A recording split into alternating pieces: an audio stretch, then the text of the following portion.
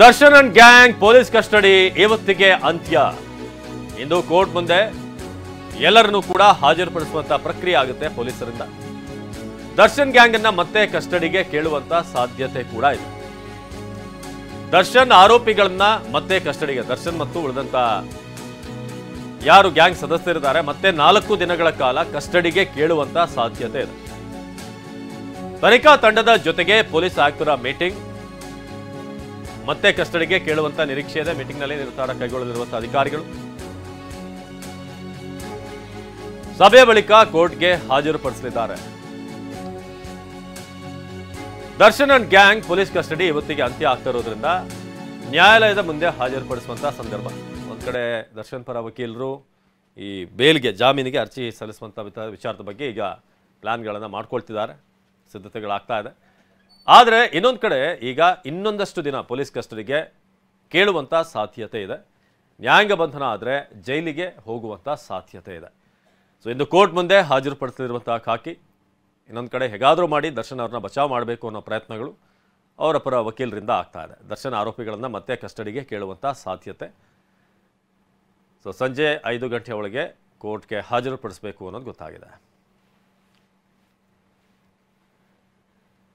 ಇನ್ನು ದರ್ಶನ್ ತನಿಖೆ ಬಹುತೇಕ ಮುಗಿದಿರಬಹುದು. ಸಂಜೆ 5 ಗಂಟೆ ಒಳಗೆ ಕೋರ್ಟ್ಗೆ ಹಾಜರುಪಡಿಸಬೇಕು ಅಂತ ದರ್ಶನ್ ಪರ ವಕೀಲರು ಹೇಳಿದ್ದಾರೆ. ಟಿವಿ9 ಜೊತೆ ಮಾತನಾಡ್ತಾ ಈ ವಿಚಾರವನ್ನು ತಿಳಿಸಿದ್ದಾರೆ. ಸಂಜೆ 5 ಗಂಟೆಯ ಒಳಗೆ ಕೋರ್ಟ್ಗೆ ಹಾಜರುಪಡಿಸಬೇಕು.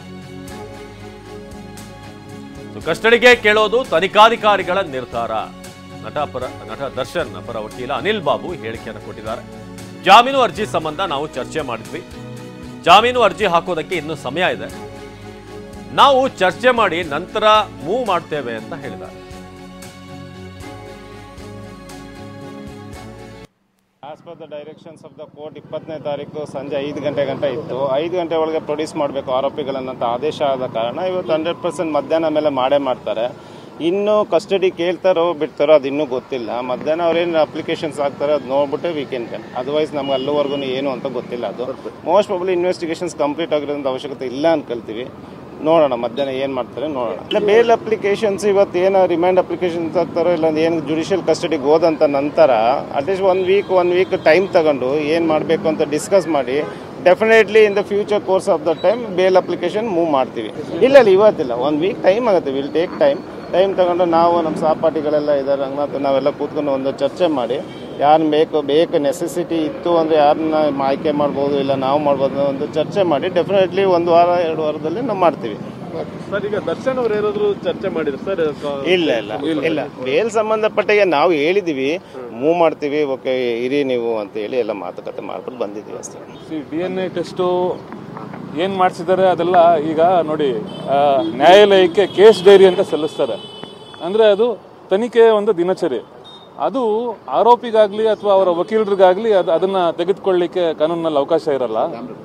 ಅದು ನ್ಯಾಯಾಲಯಕ್ಕೆ ಮಾತ್ರ ಸಲ್ಲಿಸತಕ್ಕದ್ದು ಕೇಸ್ ಡೈರಿ.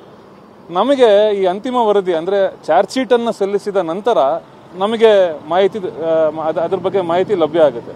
ಅಲ್ಲಿಯ ತನಕ DNA ಟೆಸ್ಟ್ ಮಾಡಿದರೋ ಇಲ್ವೋ ಅನ್ನುವ ಮಾಹಿತಿ ನಮ್ಗೆ ಯಾರಿಗೂ ಲಭ್ಯ ಆಗೋದಿಲ್ಲ. ಅದು ಆ ಮಾಹಿತಿ ತನಿಖಾಧಿಕಾರಿ ಹಾಗೂ ನ್ಯಾಯಾಲಯಕ್ಕೆ ಮಾತ್ರ ಇರ್ತದೆ. ಖಂಡಿತ ಸರ್ವೋಚ್ಚ ನ್ಯಾಯಾಲಯದ ಆದೇಶಗಳ ಪ್ರಕಾರ DNA ಪರೀಕ್ಷೆಯನ್ನು ಮಾಡಿಸಲಿಕ್ಕೆ ಮ್ಯಾಜಿಸ್ಟ್ರೇಟ್ ನ್ಯಾಯಾಲಯದ ಅನುಮತಿಯನ್ನು ಪಡೆದೇ ಮುಂದುವರಿಯತಕ್ಕದ್ದು ಅನ್ನುವ ಒಂದು ಆದೇಶ ಏನು ಸರ್ವೋಚ್ಚ ನ್ಯಾಯಾಲಯದ ಆದೇಶ ಇದೆ ಅದರ ಅನುಸಾರ ಮಾಡಬೇಕಾಗ್ತದೆ. ಖಂಡಿತ ಸ್ಯಾಂಪಲ್ ತಗೊಳ್ಳಿಕ್ಕೆ ನ್ಯಾಯಾಲಯದ ಅನುಮತಿ ತೆಗೆದುಕೊಂಡೇ ಮಾಡಬೇಕಾಗ್ತದೆ. ಆದ್ರಿಂದ ಅದು ಆ DNA ಟೆಸ್ಟ್ ಮಾಡಿದರೋ ಇಲ್ವೋ ಅಂತ ನಮಗೆ ಈಗ ಯಾವುದೇ ಮಾಹಿತಿ ಈಗ ಕಂಡು ನಮ್ಮ ಕ್ರೈಮ್ ಹೆಡ್ ಕಿರಣ್ ಈ ಬಗ್ಗೆ ಹೆಚ್ಚಿನ ಮಾಹಿತಿಯನ್ನು ನೀಡ್ತಾರೆ. ಕಿರಣ್, ಈಗ ಕಸ್ಟಡಿ ಅವಧಿ ಇವತ್ತಿಗೆ ಅಂತ್ಯ ಆಗುತ್ತೆ. ಮತ್ತೇನಾದರೂ ಅಡಿಷನಲ್ ಆಗಿ ಕೇಳುವಂತಹ ಸಾಧ್ಯತೆ ಇದೆಯಾ, ಅಥವಾ ಇವತ್ತಿಗೆ ಆಲ್ಮೋಸ್ಟ್ ತನಿಖೆ ಅಂತಿಮ ಹಂತಕ್ಕೆ ಬಂದಿದೆ ಅನ್ನೋ ರೀತಿಯಾಗಿದೆಯಾ? ಹೇಗೆ ಅಂತ ಏನಾಗ್ಬೋದು, ಏನು ನಿರೀಕ್ಷೆ ಮಾಡ್ಬೋದು ಇವತ್ತು ಅಂತ ಕಿರಣ್? ಅವಿನಾಶ್, ಒಂದು ಪ್ರಕರಣದಲ್ಲಿ ಈ ಒಂದು ಎಸ್ಪೆಷಲಿ ಮರ್ಡರ್ ಕೇಸಲ್ಲಿ ಸಂಬಂಧಪಟ್ಟಂತೆ 14 ದಿನಗಳ ಕಾಲ ಕಸ್ಟಡಿಗೆ ತಗೊಳ್ಳುವಂಥ ಅವಶ್ಯಕತೆ ಇದೆ. ಅಂದರೆ ಇವತ್ತಿಗೆ 10 ದಿನ ಮುಗಿಯುತ್ತೆ, ಇನ್ನೂ ಕೂಡ 4 ದಿನ ಅವಕಾಶಗಳು ಪೊಲೀಸರಿಗಿದೆ. ಅಂದರೆ ಆ ತನಿಖೆಗೆ ಏನಾರ ಬೇಕಾಗಿದ್ರೆ ಮತ್ತೆ 4 ದಿನ ಅವರು ಕೇಳುವಂಥದ್ದು ಅವಕಾಶ ಇದೆ. ಅದೇ ಸಂಬಂಧಪಟ್ಟಂತೆ ಇದೀಗ ನಗರ ಪೊಲೀಸ್ ಆಯುಕ್ತರಾದ ದಯಾನಂದ್ ಇರ್ಬೋದು, ಮತ್ತು DCP ಗಿರೀಶ್ ಇರ್ಬೋದು, ACP ಚಂದನ್ ಇರ್ಬೋದು, ಈ ಯಾರು ತನಿಖಾ ತಂಡದಲ್ಲಿ ಇದ್ದಾರೆ ಎಲ್ಲರೂ ಕೂಡ ಈಗ ಚರ್ಚೆಯನ್ನು ಮಾಡ್ತಾ ಇದ್ದಾರೆ.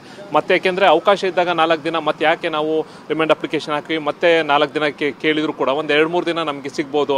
ಆ ಒಂದು ಟೈಮನ್ನು ನಾವು ಮತ್ತೆ ಯೂಸ್ ಮಾಡ್ಕೊಳ್ಳೋಣ, ಏನಾರ ಸಣ್ಣ ಪುಟ್ಟ ಎವಿಡೆನ್ಸನ್ನು ಅದೇ ಕುರಿತಂತೆ ಈ ಸಂಬಂಧಪಟ್ಟಂತೆ ಇಲ್ಲಿವರೆಗೂ ಕೂಡ ತನಿಖೆ ಯಾವ ಹಂತದಲ್ಲಿ ಬಂದಿದೆ, ಏನೇನು ಎವಿಡೆನ್ಸ್ ಕಲೆಕ್ಟ್ ಮಾಡ್ಕೊಂಡಿದ್ವಿ, ಇನ್ನೇನಾರ ಬಾಕಿ ಇದೆಯಾ ಅವನ್ನ ವಿಚಾರಣೆ ಮಾಡೋಕ್ಕಾಗಿರ್ಬೋದು, ಮತ್ತೆ ಎಲ್ಲಾರ ಮತ್ತೆ ಮಾಜರಿಗೆ ಕರ್ಕೊಂಡು ಹೋಗಿರ್ಬೋದು, ಏನು ಈ ಪ್ರಕರಣಕ್ಕೆ ಇನ್ನೂ ಉಳಿದಂತೆ ಕೆಲವೊಂದಷ್ಟು ಏನಾರ ಬೇಕಾಗಿದೆಯಾ ಅಥವಾ ಇಲ್ಲ ಸಾಕು ಇಷ್ಟೇ ನಮಗೆ ಈ ಒಂದು ಕಂಪ್ಲೀಟಾಗಿ ಈ ಪ್ರಕರಣಕ್ಕೆ ಸಂಬಂಧಪಟ್ಟ ದರ್ಶನ್ ಮತ್ತು ಆತನ ಏನು ಆಪ್ತರು ಏನು ಅರೆಸ್ಟ್ ಆಗಿದ್ದಾರೆ ಅವ್ರಿಗೆ ಇಷ್ಟೇ ಸಾಕು, ಮುಂದೆ ನಾವು ಏನು ಅವಶ್ಯಕತೆ ಇಲ್ಲ ಅಂತ ಏನಾರ ಬಹುಶಃ ಇವರ ಒಂದು ಮೀಟಿಂಗ್ನಲ್ಲಿ ತೀರ್ಮಾನ ಆಯಿತು ಅಂತಂದರೆ ಬಹುಶಃ ಅವ್ರು ಏನು ಕೇಳೋಕೆ ಹೋಗಿದ್ದಿಲ್ಲ. ಇನ್ನು ದರ್ಶನ್ ಮತ್ತೆ ಅದರೊಳಗಡೆ ಇರುವಂಥ ಆರೋಪಿಗಳು ಮತ್ತೆ ಇಬ್ಬರು 1-2-3 ಜನ ಏನಾರು ಬೇಕು ಆದರೂ ಮತ್ತೆ ಅವ್ರು ಕೇಳುವಂಥ ಅವಕಾಶ ಇದೆ. ಯಾಕೆಂದರೆ ಒಂದು ನಮಗೆ ಇರುವಂಥ ಮಾಹಿತಿ ಪ್ರಕಾರ ಯಾಕೆ ನಮಗಿನ್ನೂ 4 ದಿನ ಇರಬೇಕಾದ್ರೆ ಅದನ್ನು ಬಳಕೆ ಮಾಡ್ಕೊಳ್ಳೋಣ, ಇನ್ನೂ ಈ ಪ್ರಕರಣದಲ್ಲಿ ಆ ಶೆಡ್ಡಲ್ಲಿ ಆಗಿರುವಂಥ ಬೇರೆ ಬೇರೆ ಕೃತ್ಯಗಳನ್ನು ಕೂಡ ನಾವು ಎನ್ಕ್ವೈರಿ ಮಾಡೋಕ್ಕಾಗ್ಬೋದು, ಅಥವಾ ಇದೇ ಪ್ರಕರಣಕ್ಕೆ ಸಂಬಂಧಪಟ್ಟಂತೆ ಇನ್ನೂ ಒಂದಷ್ಟು ಏನಾರ ಮಾಹಿತಿ ಅವರಿಂದ ಏನಾರ ಬೇರೆ ಬೇರೆ ವಿಚಾರವನ್ನು ಮುಚ್ಚಿಟ್ಟಿದ್ರೆ, ಇಂಟ್ರಾಗೇಷನನ್ನು ಮುಚ್ಚಿಟ್ಟಿದ್ರು, ಪೊಲೀಸರನ್ನು ದಿಕ್ಕನ್ನು ತಪ್ಸೋಕ್ಕೆ, ಯಾಕೆಂದರೆ ಭಾಳಷ್ಟು ಡೇ ಫಸ್ಟಿಂದನೂ ಕೂಡ ಪೊಲೀಸರ ತನಿಖೆಯನ್ನು ದಿಕ್ಕು ತಪ್ಸೋಕ್ಕೆ ಸಾಕಷ್ಟು ಪ್ರಯತ್ನಗಳು ನಡೆದಿತ್ತು. ಹಾಗಾಗಿ ಎಲ್ಲೋ ಒಂದು ಕಡೆ ಮತ್ತೆ ಇವರ ಗಮನಕ್ಕೆ ಏನಾರ ಹೊಸ್ದಾಗಿ ಬಂದಿದ್ದು, ಅಥವಾ ಮೊನ್ನೆ ಇಂಟ್ರಾಗೇಷನ್ ಮತ್ತೊಂದು ವಿಚಾರ, ಮತ್ತೊಬ್ಬ ಆರೋಪಿ ಯಾವುದೋ ವಿಚಾರ ಹೇಳಿದರು, ಅದನ್ನು ಇವ್ರಿಗೆ ಬೇಕಾಗಿದೆ. ಈ ಸಂಬಂಧಪಟ್ಟಂಗೆ ಏನಾರ ಅಡಿಷನಲ್ ಆಗಿ ಬೇಕು ಅಂತಂದರೆ ಈಗ ಮತ್ತೆ ಅವರು 4 ದಿನ ಕಸ್ಟಡಿಯನ್ನು ಕೇಳ್ತಾರೆ. ಬಹುಶಃ ಅದರಲ್ಲಿ 2-3 ದಿನ ಕೊಡುವಂಥ ಚಾನ್ಸಸ್ ಇದೆ. ಆದರೆ ಪೊಲೀಸರು ಈಗ ಇನ್ನೊಂದು 10-15 ನಿಮಿಷಕ್ಕೆ ಕಂಪ್ಲೀಟಾಗಿ ಏನು ಮಾಡಬೇಕು ಬೇಡವಾ ಅನ್ನೋದನ್ನು ಬೇಕೋ ಬೇಡವಾ ಅನ್ನೋದ್ರ ಬಗ್ಗೆ ತೀರ್ಮಾನ ಕೈಗೊಳ್ತಾರೆ. ಅವಿನಾಶ್, ಧನ್ಯವಾದ ಕಿರಣ್.